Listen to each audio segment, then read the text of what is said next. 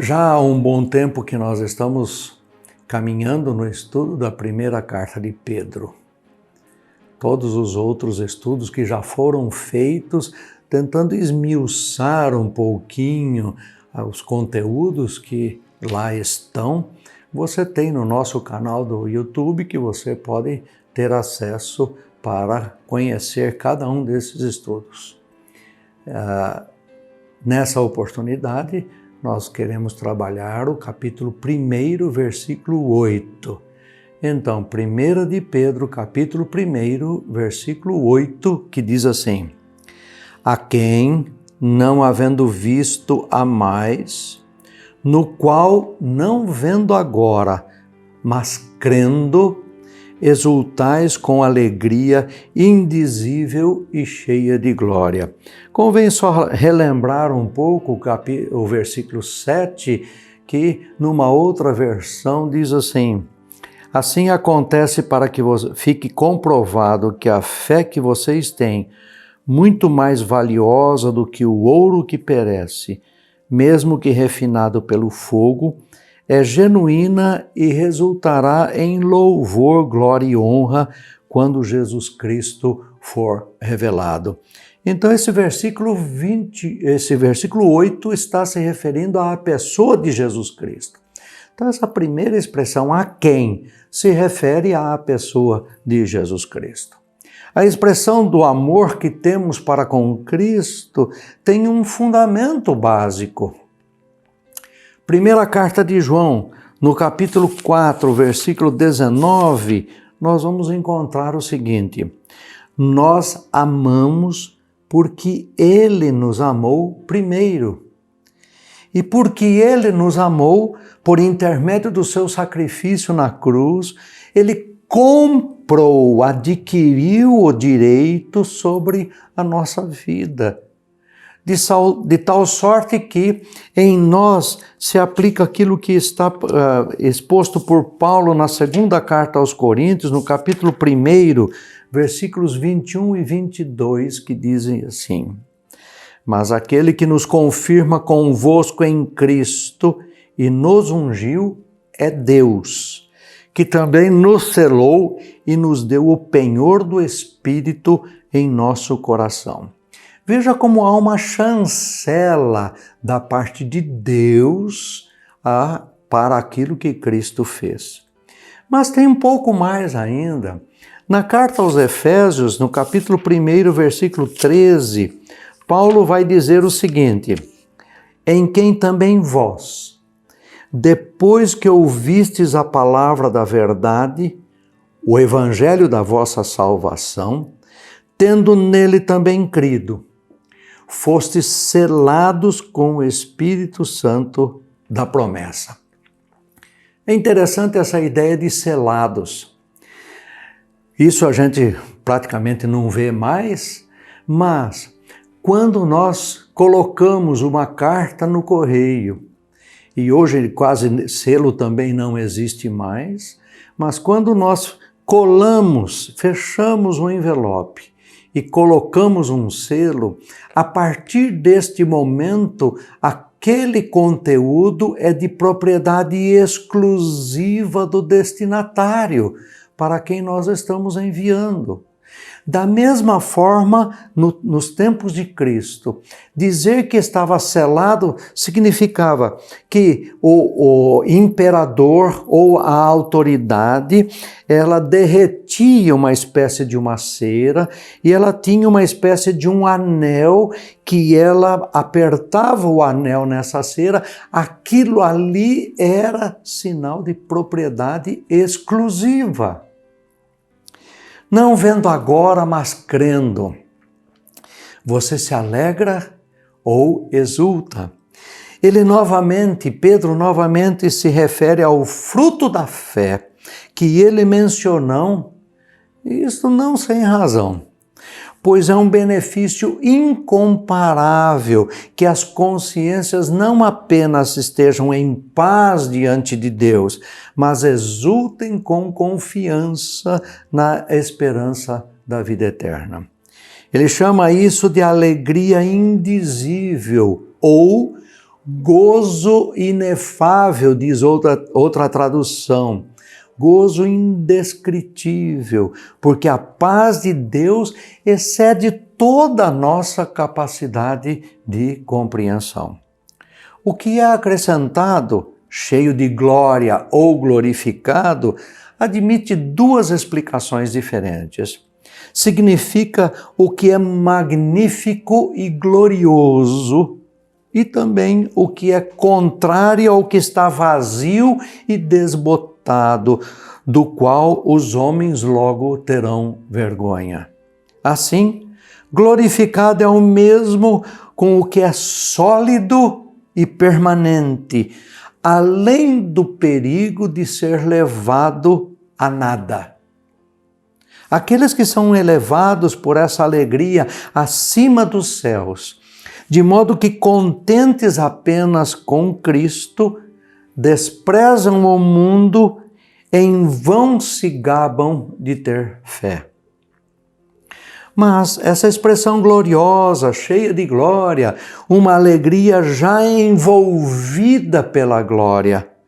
A glória está em parte na condição atual, através da presença de Cristo, o Senhor da glória. Aquele que é o Senhor da glória na nossa experiência, na nossa vida. Em parte em expectativa, mas uma expectativa segura, uma expectativa certeira.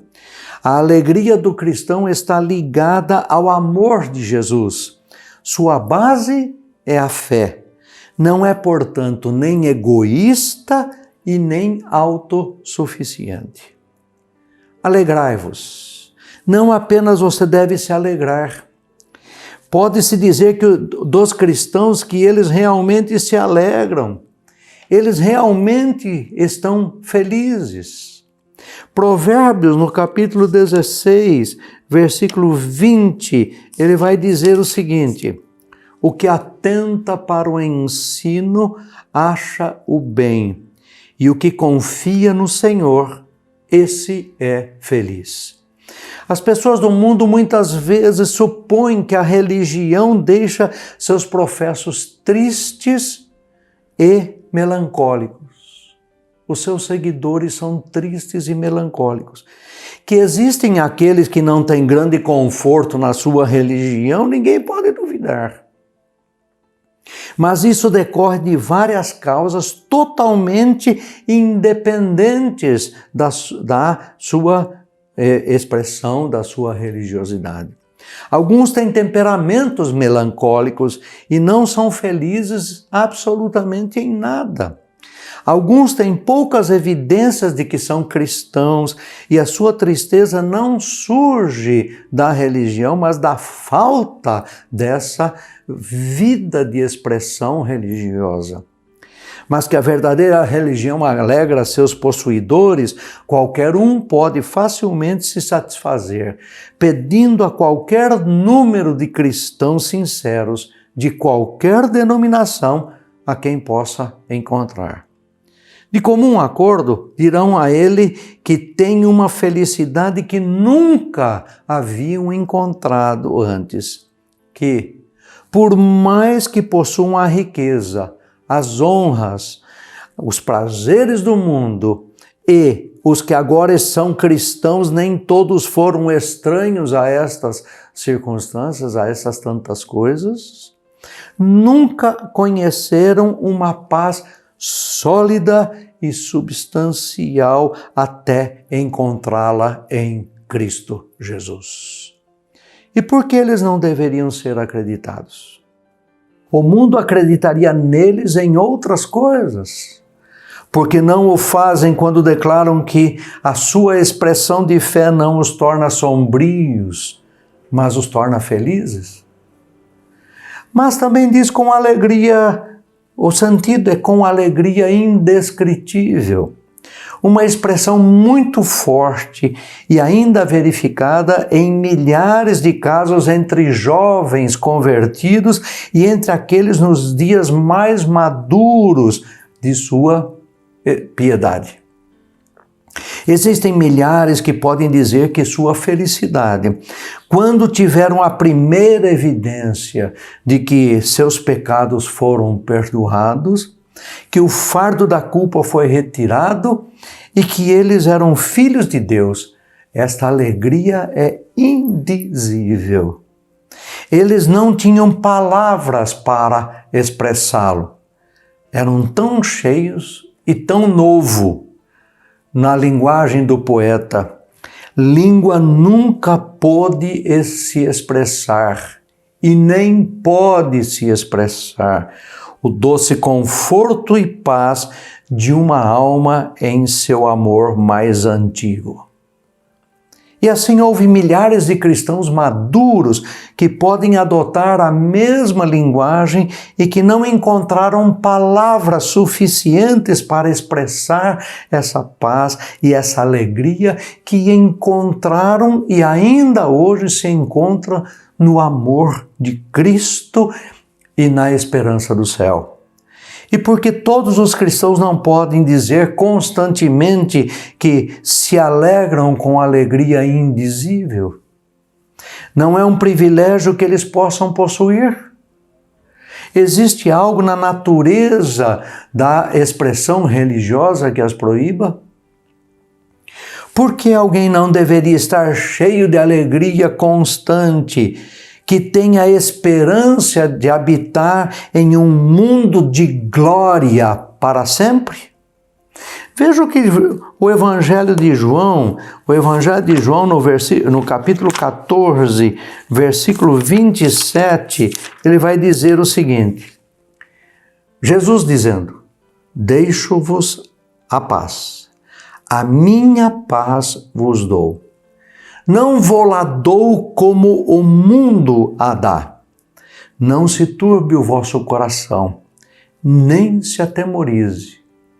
Mas no mesmo Evangelho de João, no capítulo 16, versículo 22, encontramos: assim também agora vós tendes tristeza, mas outra vez vos verei.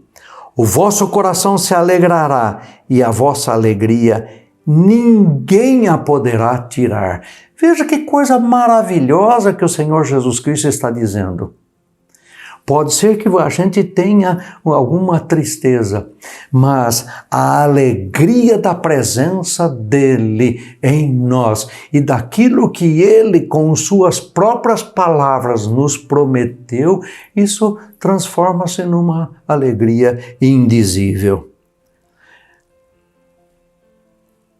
E cheio de glória, de uma glória antecipada, da perspectiva de apreciar a glória do céu, da glória presente, com uma alegria mesmo agora, que é da mesma natureza que a do céu, uma felicidade da mesma espécie, embora não em grau, como a que será nossa em um mundo mais brilhante.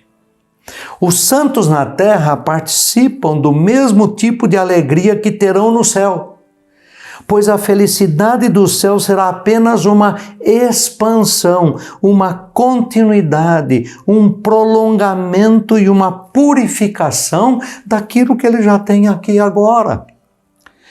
Em Efésios, no capítulo 1, versículos 12 a 14, nós encontramos: a fim de sermos para louvor da sua glória, pois nós, os que de antemão esperamos em Cristo, em quem também vós, depois que ouvistes a palavra da verdade, o evangelho da vossa salvação, tendo nele também crido, fostes selados com o Espírito Santo de Deus, da promessa, o qual é o penhor da nossa herança, até ao resgate da sua propriedade em louvor da sua glória.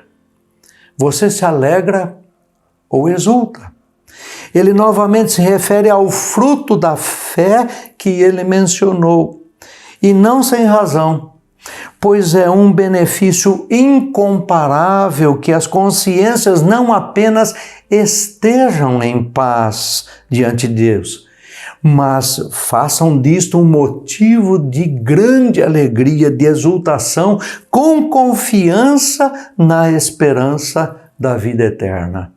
E essa esperança não é algo que pode ser que aconteça. É algo já garantido pelo Senhor Jesus Cristo, e a garantia está na presença dele, por intermédio do Espírito, em nós. Já estudamos isso em outra oportunidade. E ele chama isso de alegria indizível e indescritível, porque a paz de Deus excede toda a nossa capacidade de compreensão. O que é acrescentado, cheio de glória ou glorificado, admite duas explicações. Significa, primeiro, o que é magnífico e glorioso. E segundo, o que é contrário ao que está vazio e desbotado, do qual os homens logo terão vergonha. Assim, glorificado é o mesmo com que é sólido e permanente, além do perigo de ser levado a nada. Aqueles que são elevados a essa alegria acima dos céus, de modo que, contentes apenas com Cristo, desprezam o mundo, em vão se gabam da sua fé. Alegrai-vos, tens felicidade indizível pela sua crença, e tendes a evidência mais completa, mais clara e mais forte da glória eterna.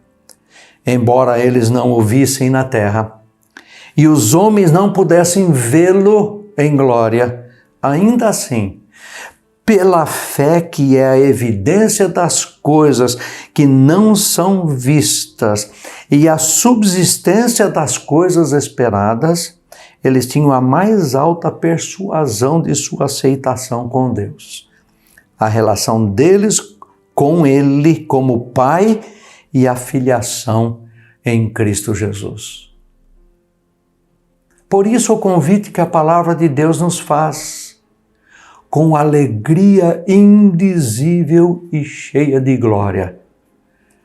Esse é o convite que a palavra de Deus faz a mim e a você nesta oportunidade.